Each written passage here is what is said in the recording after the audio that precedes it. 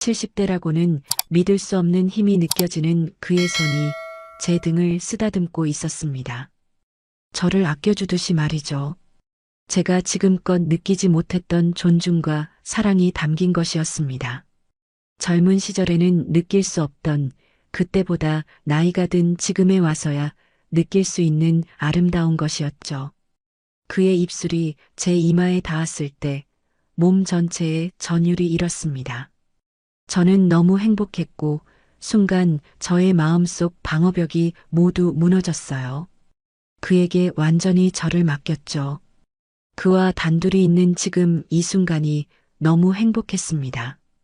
이런 만남까지 우리는 오랜 시간이 걸렸습니다. 그 시간 동안 어떤 일이 있었는지 궁금하지 않으신가요? 이야기 시작하기 전 좋아요와 구독, 알림 설정 눌러주시고 댓글 남겨주시면 여러분에게 큰 행운이 찾아갈 거예요. 저는 64세 김혜정입니다. 전기장판 위에 앉아 창밖을 바라보는 저의 모습이 창에 비칩니다. 이제는 혼자라는 게 어색하지도 않아요. 18년이란 세월이 지났으니까요. 더 이상 누군가를 그리워하지도 않습니다. 그런 감정은 오래전에 사라졌죠. 오늘도 아침에 일어나 커피 한 잔을 내려 마시고 피아노 앞에 앉았습니다. 손가락은 건반 위를 오가며 베토벤의 월광 소나타를 연주하고 있어요. 예전엔 학원을 운영했지만 지금은 그저 제 마음을 달래는 일상의 한 부분이 됐습니다. 음표들이 제 손끝에서 흘러나와 이 작은 방 안을 가득 채웁니다. 창문 너머로 보이는 하늘은 흐려져 있어요. 겨울비가 내릴 것 같은 그런 날씨죠. 사람들은 이런 날 혼자 있는 것이 쓸쓸하다고 말하지만 저는 이제 익숙해졌습니다. 혼자만의 시간, 혼자만의 공간, 그리고 혼자만의 침묵. 전화벨이 울리자 제 손가락이 건반 위에서 멈췄어요. 성당 봉사활동에서 만난 정자매님이었습니다. 혜정 씨, 어제 이야기했던 분 연락처 보내드릴게요. 박도연 이사님이라고 우리 재단에서 일하시는 분이에요. 순간 가슴이 덜컥 내려앉았습니다. 이런 통화는 수없이 거절해 왔는데 왜 이번엔 그럴 수 없었는지 모르겠어요. 아니, 괜찮아요. 제가 그런 거 내키지 않으시더라도 한번 만나보세요. 회사 회장이었지만 지금은 봉사만 하신대요. 말씀이 조용하고 참 고우신 분이에요. 전화를 끊고 창밖을 바라봤습니다. 빗방울이 유리창에 맺히기 시작했어요. 제 모습이 그 빗방울에 조금씩 일그러지고 있었죠. 64년을 살아오면서 많은 것을 배웠습니다. 특히 남편의 외도로 이혼한 후엔 사람을 쉽게 믿지 않는 법을 배웠어요. 옷장 문을 열고 오래된 사진첩을 꺼냈습니다. 첫 페이지에는 결혼식 날의 제 모습이 있었어요. 하얀 웨딩드레스를 입고 환하게 웃고 있었죠. 그땐 정말 행복할 거라고 믿었습니다. 하지만 그 믿음은 오래가지 못했어요. 손가락으로 사진 위를 쓸어내렸습니다. 다시 누군가를 만난다는 것. 그것이 가능할까요? 나이가 들수록 변하는 두려운 법입니다. 지금의 이 고요함, 이 익숙함을 깨뜨리는 일이 과연 옳은 걸까? 그런 생각이 들었어요. 하지만 때로는 마음속 깊은 곳에서 외로움이 올라올 때가 있습니다. 특히 밤이 깊어 모든 것이 조용해질 때면 제 심장 소리가 너무 크게 들려요. 그 소리가 외로움을 더 크게 만드는 것 같았습니다. 제 손에는 정자매님이 보내준 박도연 이사의 연락처가 들려 있었어요. 전화번호 위로 엄지손가락이 맴돌았습니다. 과연 전화를 걸어볼까? 아니면 그냥 지워버릴까? 어떤 선택이 맞는 걸까요? 피아노 앞으로 돌아와 다시 건반 위에 손을 올렸습니다. 하지만 이번엔 다른 곡을 연주했어요. 조금 더 밝은 희망이 담긴 멜로디였죠.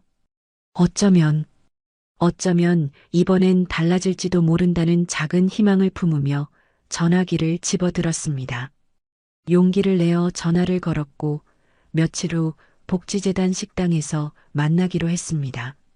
화려한 레스토랑에서의 만남을 상상했던 제가 부끄러울 정도로 박도연 이사는 소박한 재단 식당을 약속 장소로 정했어요. 왠지 긴장이 풀리는 느낌이었죠. 식당에 들어서자 사람들이 줄을 서 있었습니다. 어디서부터 줄을 서야 할지 두리번거리고 있는데 키가 큰 남성이 다가왔어요.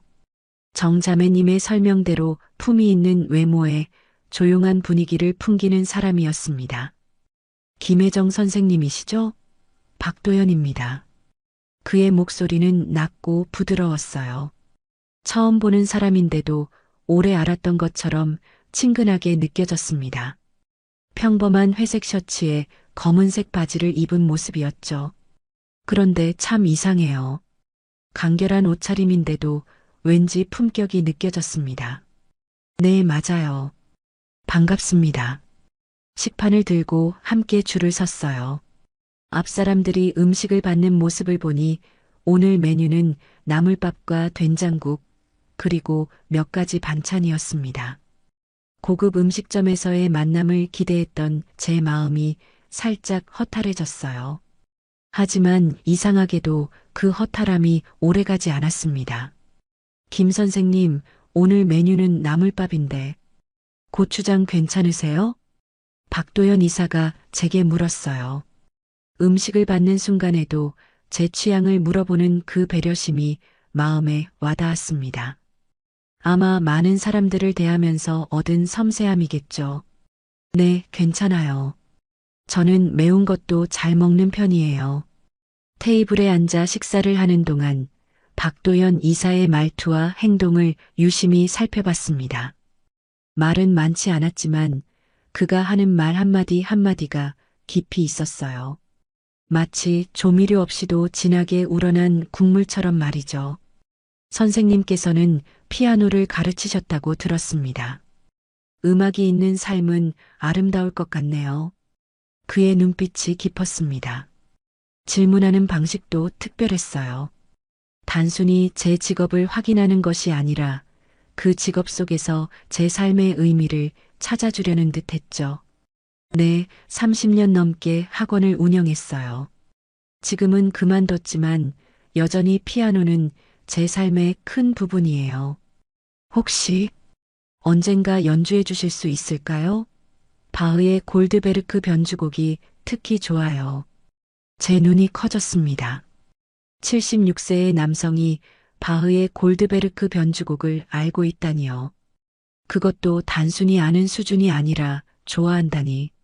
뭔가 다른 사람이란 느낌이 확실히 들었어요. 좋아요. 기회가 되면 꼭 연주해 드릴게요. 식사를 마치고 재단 정원을 거닐었습니다. 초겨울의 바람이 쌀쌀했지만 박도연 이사와 나누는 대화는 따뜻했어요. 그는 재단에서 하는 일, 사별한 아내와의 추억, 그리고 지금의 소소한 일상에 대해 이야기했습니다. 버스 정류장까지 배웅해주는 그의 모습을 보며 이상한 감정이 일었어요. 그건 설렘이었을까요? 아니면 그저 오랜만에 누군가와 나눈 대화의 여운일까요? 확실한 건 집으로 돌아오는 내내 그의 깊은 눈빛과 부드러운 목소리가 제 마음속에 맴돌았다는 거예요. 그리고 이상하게도 다음 만남이 기다려졌습니다. 첫 만남 이후로 박도연 이사와 3번 더 만났습니다. 두 번째는 미술관에서, 세 번째는 공원에서, 그리고 네 번째는 그의 제안으로 작은 음악회에 갔어요. 매번 만날 때마다 그의 새로운 면을 발견했죠. 특히 음악회에서 그가 슈베르트의 겨울 나그네를 들으며 눈을 감고 깊이 빠져드는 모습이 인상적이었어요. 남자가 예술에 그렇게 진심으로 빠져드는 모습은 오랜만에 보는 광경이었습니다. 그날 저녁 음악회가 끝나고 조용한 찻집에 앉았어요. 창밖으로 내리는 눈을 바라보며 따뜻한 차를 마시는데 박도연 이사가 조심스럽게 말을 꺼냈습니다. 김 선생님, 솔직히 말씀드려도 될까요? 제 마음이 살짝 긴장됐어요. 보통 이런 시작은 좋지 않은 이야기로 이어지는 경우가 많았거든요. 네, 말씀하세요. 박도연 이사는 차를 한 모금 마시고 말을 이었습니다. 제가 이 나이에 선생님을 만나게 될 줄은 몰랐어요. 10년 동안 혼자 살면서 익숙해졌거든요. 혼자는 편하지만 함께라면 더 따뜻할 수 있을 것 같아서요. 그의 솔직한 고백에 가슴이 뭉클해졌습니다. 떨리는 손으로 차를 들어 한 모금 마시면서 생각했어요. 그의 말은 청혼이 아니었지만 앞으로의 방향성을 제시하는 것이었습니다. 나도 같은 마음일까? 정말 이 사람과 함께하고 싶은 걸까? 저도 비슷한 마음이에요. 하지만 쉽게 결정할 수 있는 일이 아니라서요. 며칠 동안 고민했습니다. 밤마다 천장을 바라보며 박도연 이사와의 만남을 되새겼어요. 그의 부드러운 미소, 깊은 눈빛, 어그리고 무엇보다 제 말을 진심으로 들어주는 태도가 마음에 남았습니다. 하지만 이 나이에 다시 누군가를 믿는다는 건 두려운 일이었어요. 18년 전의 상처가 아직 완전히 아물지 않은 것 같았죠. 결국 딸에게 상담하기로 했습니다. 주말에 딸의 집에 방문했어요. 차를 마시며 조심스럽게 이야기를 꺼냈죠. 수진아, 엄마가 만나는 사람이 있어. 딸의 표정이 순간 굳어졌습니다. 제 말이 끝나기도 전에 그녀의 눈에서 불신이 느껴졌어요. 엄마, 이제 와서 재혼? 난 그 사람도 못 믿겠어요. 아빠처럼 될 수도 있잖아요. 딸의 차가운 반응에 가슴이 찢어지는 듯 했습니다. 하지만 이해했어요. 그녀도 아버지의 외도로 상처받은 사람 중 하나였으니까요. 수진아, 엄마 이해해. 하지만 이번엔 내 인생을 위해 살고 싶어. 딸은 아무 말도 하지 않고 찻잔만 만지작거렸어요. 침묵이 우리 사이를 가득 채웠습니다. 그 순간 깨달았어요. 제가 누구의 허락을 기다리고 있는 걸까? 64년을 살아오면서 항상 누군가를 위해 살았던 것 같아요. 부모님을 위해, 남편을 위해, 자식을 위해. 하지만 이제는 제 자신을 위해 선택할 시간인 것 같았습니다. 그날 밤 박도연 이사에게 전화를 걸었어요. 떨리는 목소리로 말했죠. 박 이사님, 저 함께하고 싶어요. 조금 두렵지만 시작해 볼까요? 관계가 진전되면서 저는 박도연 이사의 직장인 복지재단에 자주 방문하게 됐어요. 어떤 날은 함께 점심을 먹기도 하고 또 어떤 날은 제가 그의 사무실에서 기다리기도 했죠. 그곳에서 많은 직원들이 저를 보게 됐고 자연스럽게 저에 대한 소문이 돌았을 거예요. 어느 날 재단 화장실에서 우연히 들은 이야기가 제 마음을 흔들었습니다. 젊은 여직원 2명이 세면대 앞에서 이야기를 나누고 있었죠. 저는 칸막이 안에 있었고 그들은 제가 있는 줄 모르고 대화를 이어갔어요. 그 피아노 선생님, 박 이사님이랑 진지하게 만나시는 것 같던데. 에이, 그러게. 근데 그분 박 회장님 과거 모르는 거 아닐까? 뭐? 어떤 거? 박 회장님 한때 회사 사람들 울리기로 유명했죠. 그분 성격 한번 무서웠다니까요. 우리 이모부가 그 회사 다녔거든. 한 번은 화장실 문이 열리며 그들의 대화가 끊겼습니다. 하지만 이미 제 귀에 들어온 말들은 지워지지 않았어요. 박도연, 정말 무서운 사람이었을까? 지금까지 본 그의 모습과는 너무나 달랐습니다. 그날 이후로 미묘하게 거리를 두게 됐어요. 전화가 와도 조금 늦게 받고 만남도 약간 미루는 식으로요. 제 마음의 변화를 눈치챘는지 박도연 이사는 어느 날 자신의 아파트로 저를 초대했습니다. 오늘은 제가 직접 요리해 볼게요. 별로 기대는 마세요. 그의 집은 생각보다 소박했어요. 넓고 호화로운 집을 상상했는데 오래된 아파트였죠. 정갈하게 정리된 거실에는 책이 많았고 피아노도 한 대 놓여 있었습니다. 벽에는 몇 장의 사진이 걸려 있었어요. 요리를 하는 동안 거실을 천천히 살펴봤습니다. 사진 속에는 젊은 시절의 박도현과 아름다운 여성, 그리고 어린 소녀가 웃고 있었어요. 가족 사진이 분명했습니다. 식사 준비됐습니다. 함께 식사를 하며 조심스럽게 물었어요. 사진 속 분들이 가족이신가요? 그의 표정이 순간 어두워졌습니다. 하지만 이내 담담한 목소리로 대답했죠. 네, 아내와 딸입니다. 둘 다 이제 이 세상 사람이 아니에요. 밥을 먹던 제 손이 멈췄습니다. 그는 천천히 이야기를 이어갔어요. 딸아이는 21살 때 교통사고로 먼저 갔습니다. 아내는 그 슬픔을 이기지 못하고 3년 후에 병으로 떠났죠. 갑자기 그의 무거운 눈빛이 이해가 됐어요. 항상 느껴지던 그 깊은 슬픔의 그림자가 어디서 온 것인지 알게 된 순간이었습니다. 회사에서는 제가 무서운 사람이었다고들 하죠? 그 말에 놀라 고개를 들었어요. 제 마음을 꿰뚫어 본 것 같았습니다. 아, 아니요. 그런 말 들은 적 없어요. 괜찮아요. 사실입니다. 딸을 잃고 나서 제 성격이 많이 바뀌었어요. 이전엔 회사와 성공밖에 모르던 사람이었죠. 직원들에게 엄격했고 때로는 가혹했을 겁니다. 가족에게도 그랬고요. 창밖을 바라보는 그의 눈에 눈물이 맺혔어요. 그때 처음으로 박도연이라는 사람의 진짜 모습을 보게 된 것 같았습니다. 강한 겉모습 속에 숨겨진 아픔과 후회를 가진 사람. 그리고 그 아픔을 통해 변화한 사람. 박도연 이사의 과거 이야기를 들은 후 저희 관계는 더욱 깊어졌어요. 그의 상처와 아픔을 알게 되니 왠지 더 가까워진 느낌이었죠. 서로의 아픔을 공유하는 것만큼 사람을 가깝게 만드는 건 없는 것 같아요. 저도 제 지난 결혼 생활과 이혼 과정의 상처를 솔직하게 털어놓았습니다. 어느 날 저녁 한강변을 걷던 중 박도연 이사가 불쑥 말했어요. 혜정 씨, 저랑 같이 살아볼래요?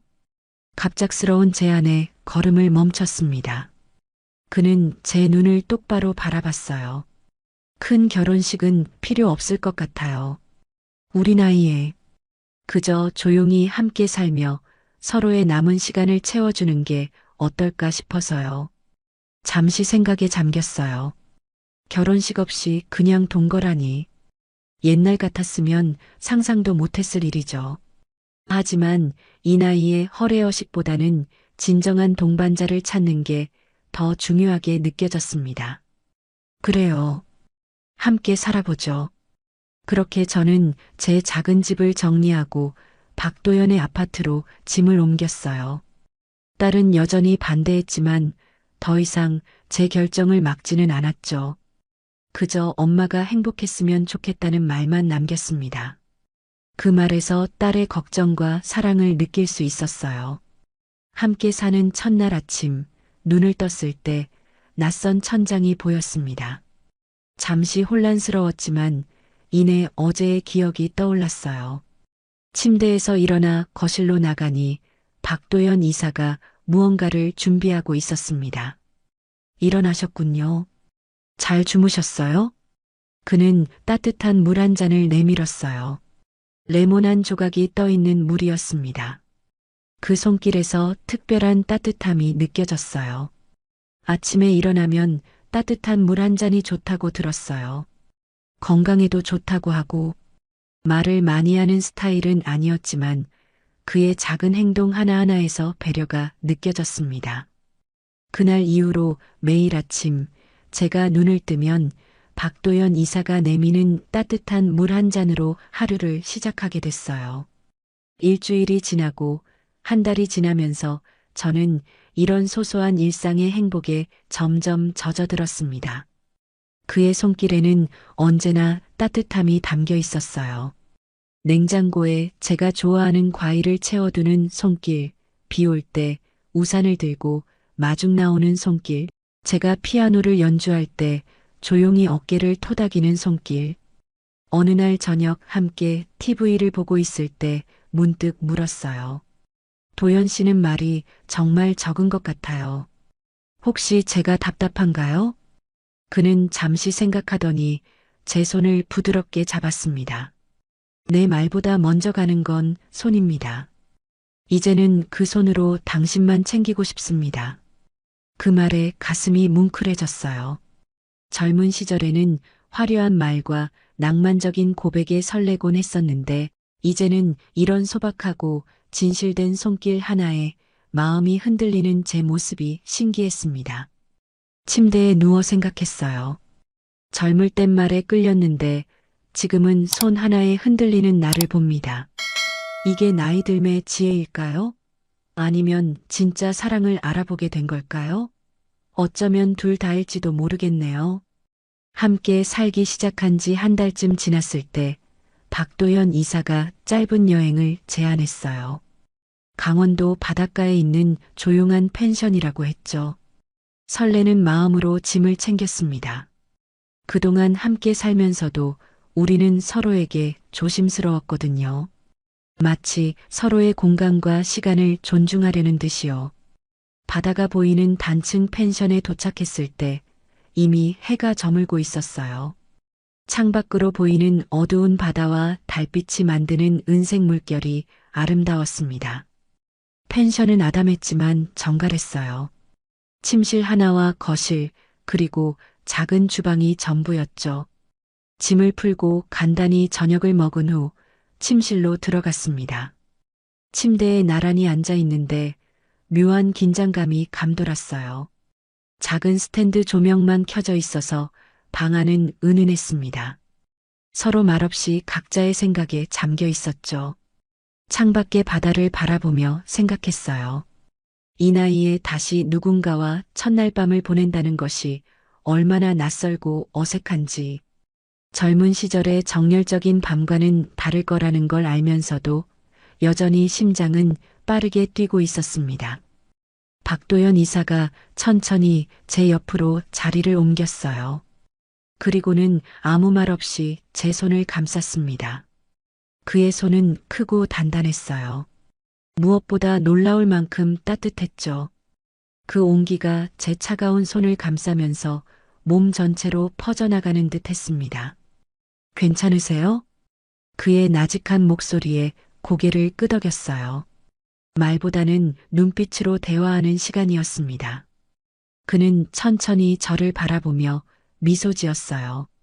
그리고 조심스럽게 제 어깨를 감싸 안았습니다. 그 품 안에 안기니 이상하게도 안전하다는 느낌이 들었어요. 64년 인생에서 이런 느낌은 처음이었습니다. 그가 부드럽게 저를 눕혔어요. 제 숨소리가 점점 가빠졌고 얼굴이 화끈거렸습니다. 거울이 있었다면 분명 붉게 달아오른 제 얼굴이 보였을 거예요. 박도연의 상체가 점점 가까워지더니 이내 우리의 이마가 맞닿았습니다. 이 손, 회장일 땐 사람을 쥐고 있었지만 오늘은 단 한 사람만 품고 싶었습니다. 그의 진심 어린 고백에 가슴이 떨렸어요.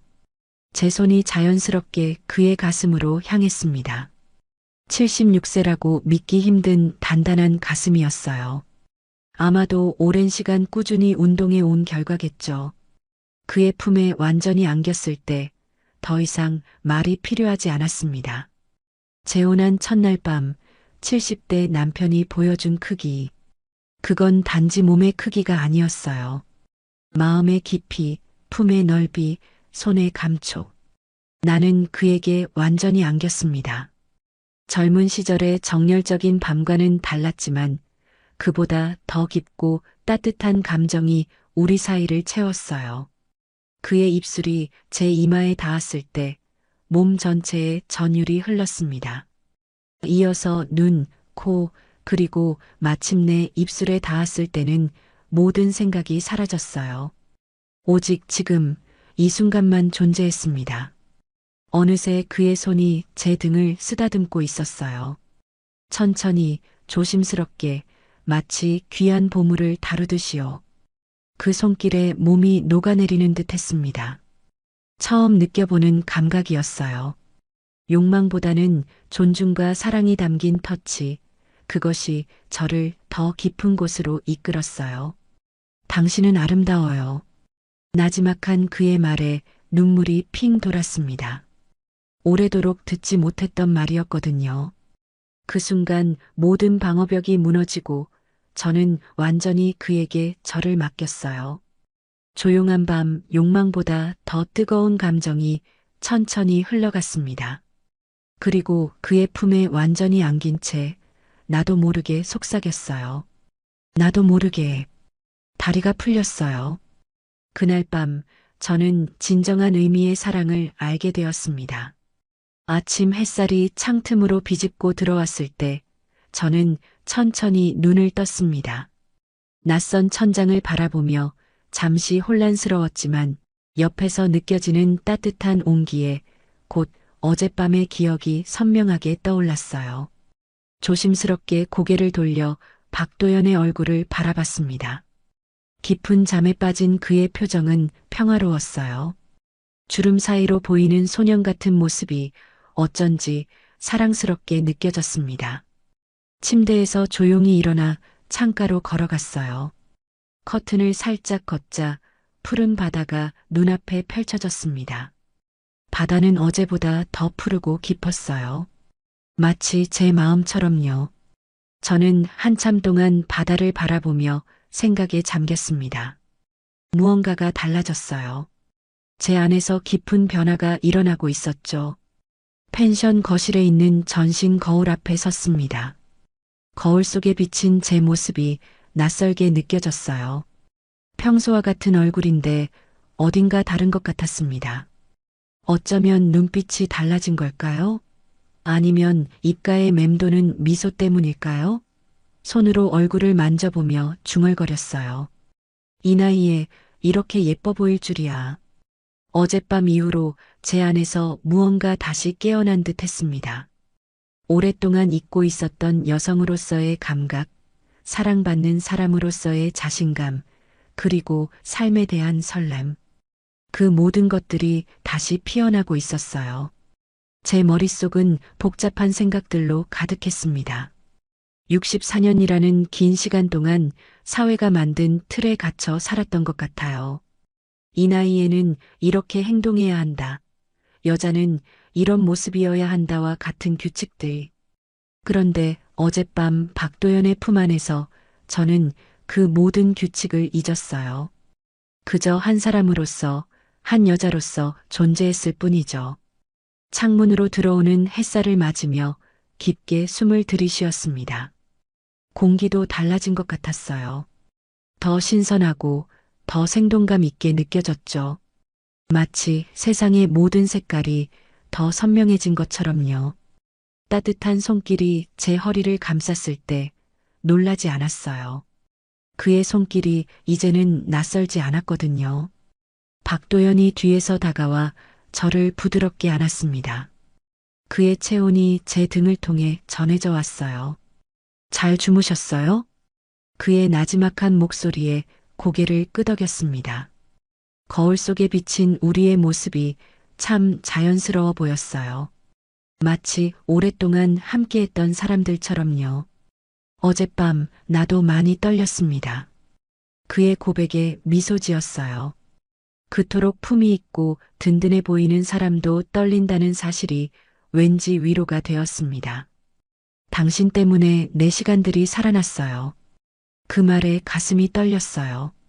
시간이 살아난다는 표현이 정확했습니다. 저도 같은 느낌이었거든요. 마치 멈춰있던 시계가 다시 돌아가기 시작한 것처럼 제 인생의 시간도 다시 흐르기 시작했으니까요. 나도 그래요. 당신 덕분에 제가 달라진 것 같아요. 거울 속에 비친 그의 눈빛이 깊었습니다.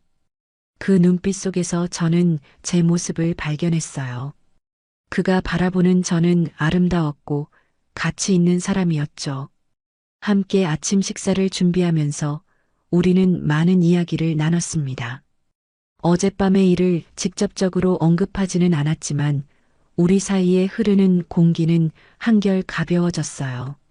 마치 마지막 남은 벽이 무너진 것처럼요.